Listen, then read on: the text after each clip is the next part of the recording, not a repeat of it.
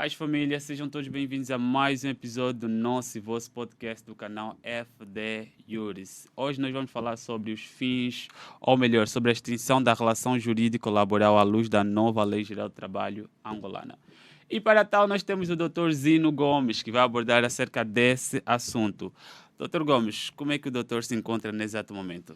Graças a Deus encontro-me bem, fisicamente e psicologicamente. Viva, viva. Doutor Gomes, em primeira instância eu gostaria de saber, não é? Sendo que o nosso tema é sobre a extensão da relação jurídico-laboral à luz da nova Lei Geral do Trabalho. Certo. Nós gostaríamos de saber primeiro o que é que significa a extinção da relação jurídico-laboral no contexto da nova Lei Geral do Trabalho.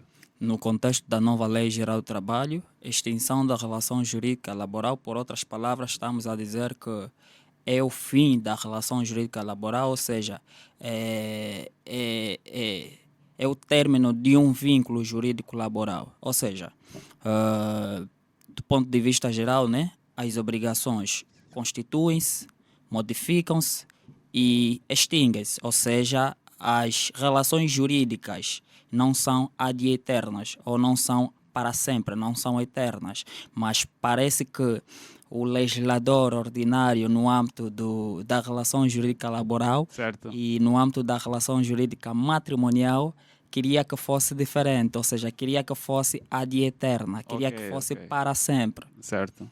E como é que funciona o término por mútuo acordo?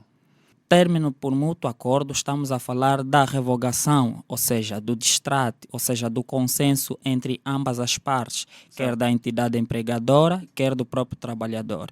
Então, a revogação, que é o término por mútuo acordo, ou seja, o consenso, estamos a dizer que é a manifestação do princípio da autonomia privada, contrariamente daquela que ele constituiu. Então, aqui no término por mútuo acordo, ambas as partes, ou seja, há aqui uma decisão bilateral entre as partes. Voluntariamente, elas metem fim à relação jurídica laboral. E elas podem fazer este término a qualquer tempo. Ok. Então, este acordo deve ser sempre por escrito e quais são os cuidados que as partes devem ter? Certo. Este acordo entre as partes, ou o consenso entre as partes, quer a entidade empregadora, quer o trabalhador, deve sim ser sempre por escrito, porque aqui a lei exige uma forma, a forma legal, sob pena de ser nulo, de não produzir os seus efeitos jurídicos. Ok. Uau, esse ponto é bem interessante. E em que situações é que o trabalhador pode rescindir com justa causa? Em que situações é que o trabalhador pode rescindir o contrato com justa causa? Certo. Da mesma forma que a entidade empregadora pode rescindir o contrato de forma unilateral, o trabalhador também pode sim rescindir, ou seja, pôr fim à relação jurídica laboral de forma unilateral, sem o consentimento da outra parte, ou seja, que seja oponível à outra parte, esta outra parte é a entidade empregadora. Em que situações é que ela pode colocar fim na relação jurídica laboral de forma unilateral? Acontece naquelas situações em que, ou seja, na relação jurídica laboral, o contrato de trabalho é um contrato sinalagmático, ou seja, gera obrigações para ambas as partes. Certo. Então, quando a entidade empregadora viola gravemente, culposamente, os direitos fundamentais, ou seja, os direitos do trabalhador, então, o trabalhador pode sim colocar fim na relação jurídica laboral, sem o consentimento da entidade empregadora. A título de exemplo, quando podemos dizer que a entidade empregadora não paga de forma pontual e de forma reiterada os salários da entidade trabalhadora. Certo. É ou não motivo para a entidade trabalhadora colocar fim à relação jurídica laboral oponível a outra parte que é a entidade empregadora, ou seja, sem o consentimento desta? Penso que seja assim. Ela pode sim rescindir ou resolver o contrato com justa causa subjetiva. Ok. E agora a questão é, será que nesses casos em que a entidade trabalhadora, não é? Naquelas situações em que o trabalhador pode rescindir o contrato por justa causa, será que nesses casos o trabalhador tem direito à indemnização? Bem, muitos confundem a indemnização da compensação. Ok. ainda nesta situação em que o trabalhador rescindiu o contrato com justa causa subjetiva por facto imputável à entidade empregadora, Certo. claramente que a entidade trabalhadora tem sim direito à indemnização. Atenção, Ok. a indemnização só pode ser chamada quando há violação dos direitos do trabalhador previsto no contrato de trabalho, na lei, e quando há violação de quê? De uma norma injuntiva, ou seja, imperativa, ou seja, quando há violação da lei. Aí sim chamamos a indemnização. Ok. A título de exemplo, a entidade empregadora não pague de forma reiterada ou pontual o salário da entidade trabalhadora. Certo. Aí dá lugar sim à indemnização. O trabalhador tem direito à indemnização. Ok, e então isso vai nos levar para uma próxima questão, não é? Que tem a ver com quais são as formas de cessação por iniciativa do empregador autorizada pela nova Lei Geral do Trabalho. Em que situação é que a entidade empregadora pode cessar a relação jurídico-laboral de acordo com a nova Lei Geral do Trabalho? Bem, não respondendo ainda diretamente à questão, Uhum. mas vamos trazer aqui uma reflexão. E não podemos descorar aqui a lei suprema, né? Certo. A lei magna, Sim. que é a Constituição da República de Angola. Certo. Sabemos nós que no âmbito da relação jurídica laboral, a parte mais fraca é a entidade trabalhadora, ao passo que a parte mais forte é a entidade empregadora. Daí a necessidade da existência da Lei Geral do Trabalho para proteger a parte mais fraca, que é o trabalhador.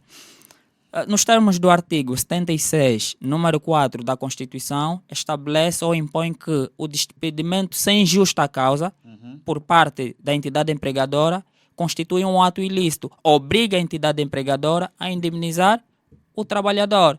Ok. Por isso que a Lei Geral do Trabalho, nos termos do artigo 274, tem como princípio, ou seja, a estabilidade do emprego ou do trabalho é um direito fundamental do trabalhador. Sim, sim. Se bem que não faz parte dos leques dos direitos fundamentais que estão previstos na Constituição, porque os direitos fundamentais na Constituição começam do artigo 30 e seguinte. Certo. Mas a estabilidade de emprego vem proteger a entidade trabalhadora contra os despedimentos arbitrários ou ilícitos da entidade empregadora.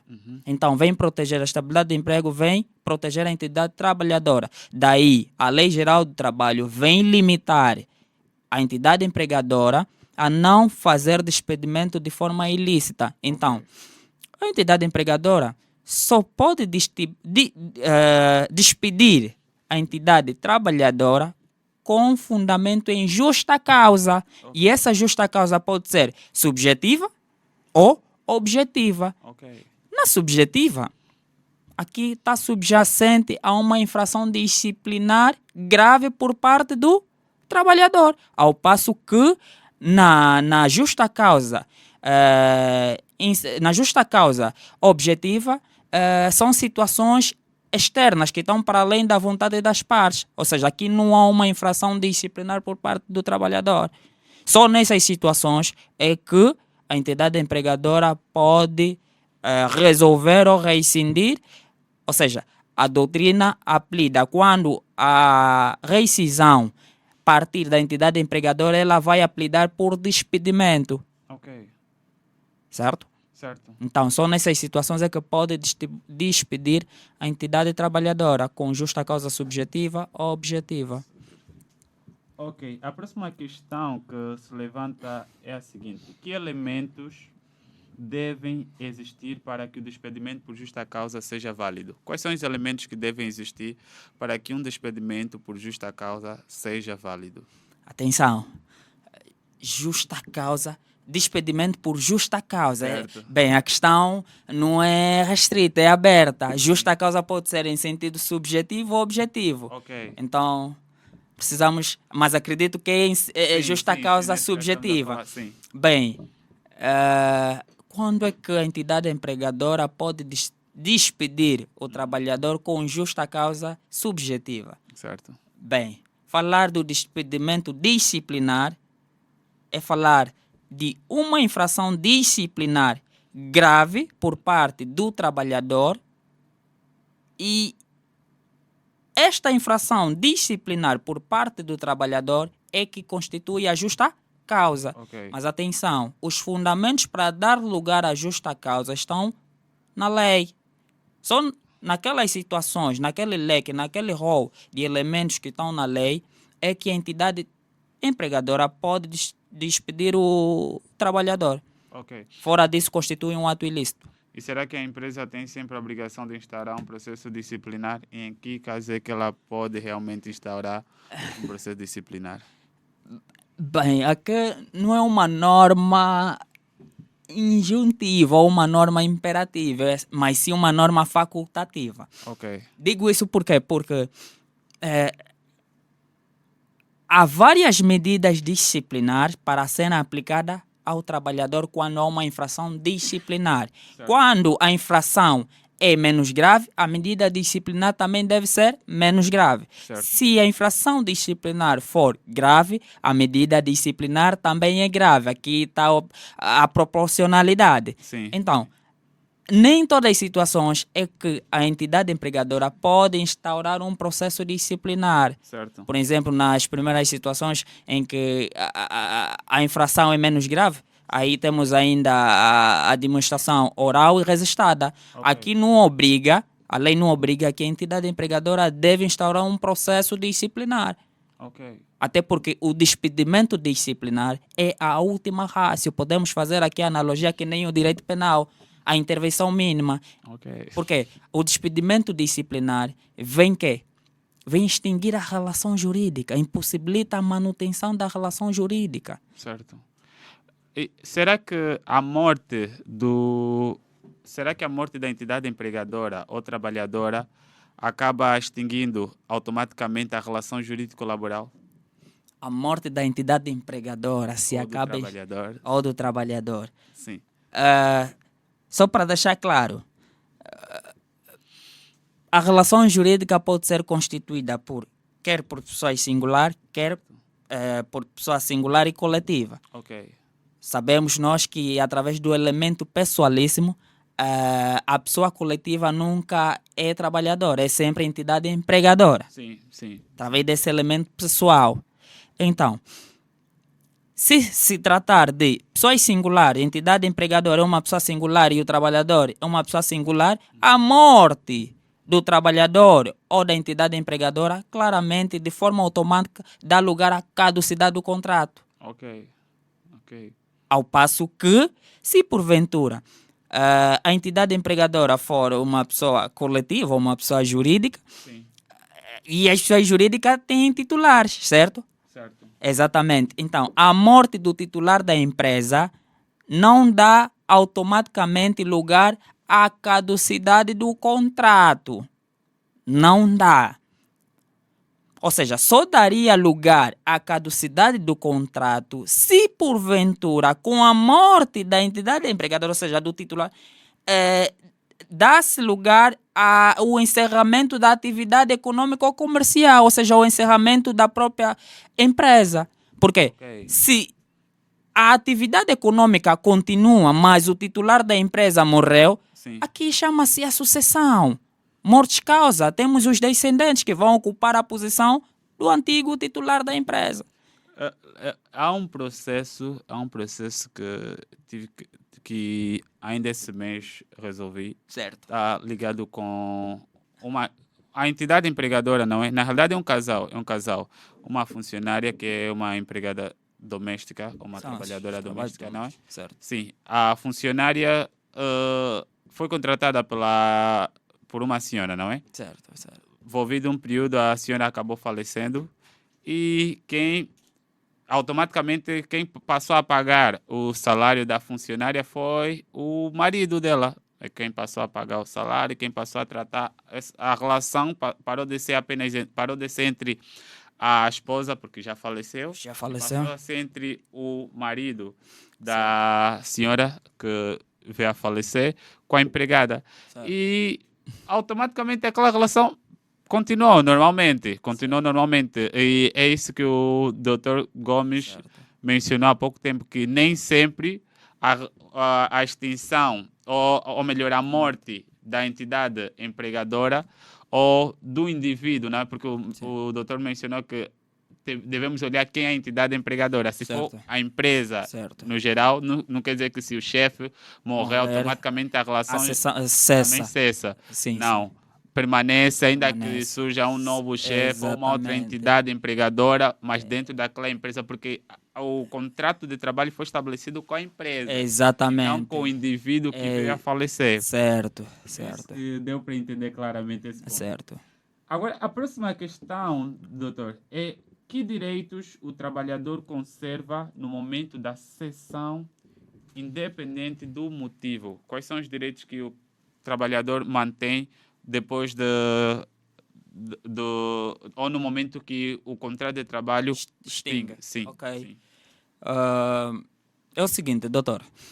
No momento em que a relação jurídica laboral se extingue ou termina, independentemente da forma ou motivo pela qual levou à extinção da relação jurídica laboral, o trabalhador tem direitos sim, os tais chamados direitos adquiridos. Quais são esses direitos?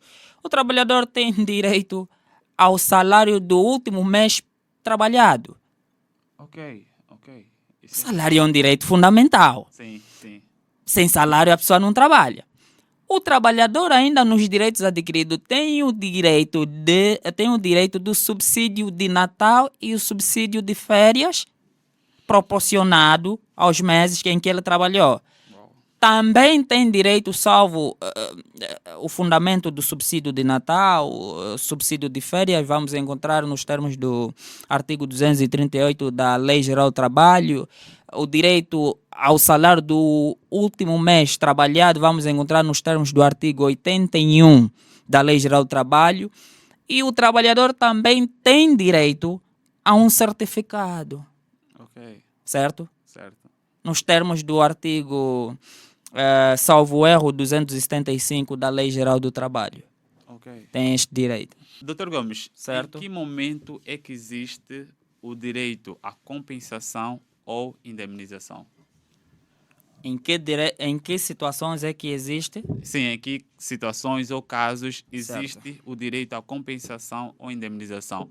E o doutor, sinta-se à vontade, o doutor pode navegar à vontade nesse tema, porque é um tema que realmente hoje em dia muitos se solicitam por questões ligadas a essa matéria. Muitos se perguntam qual o valor que eu vou receber após a extinção da relação jurídica laboral.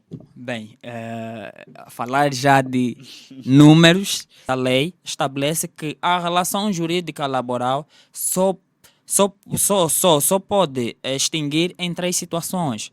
A primeira situação é a caducidade. Falar da caducidade são situações externas que estão para além da vontade das partes, ou seja, são factos futuros e incertos. E temos a outra situação que dá lugar também à extinção da relação jurídica laboral, que é a revogação, que é o acordo, né? O distrate. E temos, por último, a resolução, ou então, se preferirem, a rescisão. Bem, ainda na caducidade, como já dissemos, a morte da entidade empregadora ou a insolvência ou a extinção da personalidade jurídica, que é a linha E e a linha F, nos termos do artigo 277, que são as situações que dão lugar à caducidade, certo? Nestas situações, a linha E e a linha F, nos termos do artigo 277, quando se verifica uma das situações que estão previstas neste artigo, que é a linha E a linha F, Certo. claro, com a verificação dessas situações dá lugar à caducidade do contrato. Ok, ok. São factos futuros e externos que não dependem da vontade das partes. Nestas situações, a entidade empregadora, certo? Certo. Tem a obrigação de quê? De compensar o trabalhador. Ok. É nessas situações que a entidade trabalhadora tem direito a uma compensação. E este artigo, o 277, nos remete, ou seja, o cálculo está no artigo 307. É nessas situações, ou seja, aqui a compensação vai ser 50% do salário base multiplicando o tempo de serviço. Ok. Essas situações em que o trabalhador tem direito a uma compensação Certo, certo. na linha E e a linha F, Doutor Gomes, eu certo? gostaria, sendo que não temos aqui perguntas, eu gostaria que o doutor deixasse um conselho para as entidades ou para aquelas pessoas que realmente têm interesse ao assunto, não é? Têm interesse ao assunto e muitas vezes lidam com situações do gênero. Imaginemos o seguinte, o indivíduo que está a passar por uma situação, um problema laboral, qual é o conselho que o doutor deixaria para essa pessoa? Enquanto jurista, Certo? o conselho que eu dou às pessoas que estão ou que encontram-se nessa situação é que procurem um especialista na área para se dar a solução dos vossos problemas. Certo. Mais uma vez, obrigado, Dr. Gomes, por nos brindar com esse magnífico conteúdo. E a FDUs agradece por tê-lo aqui. Muito, muito obrigado. Agradeço pelo convite. Ok. De mencionar que a FDUs é uma editora, é uma livraria, é um podcast. É um podcast e também uma academia. Então, caso pretenda adquirir algum livro, editar algum livro, entre em contato com a FD Iuris e aproveitem conhecer as nossas diversas formações que nós temos. Siga-nos nas diversas redes sociais. Deus abençoe e até a próxima. Paz.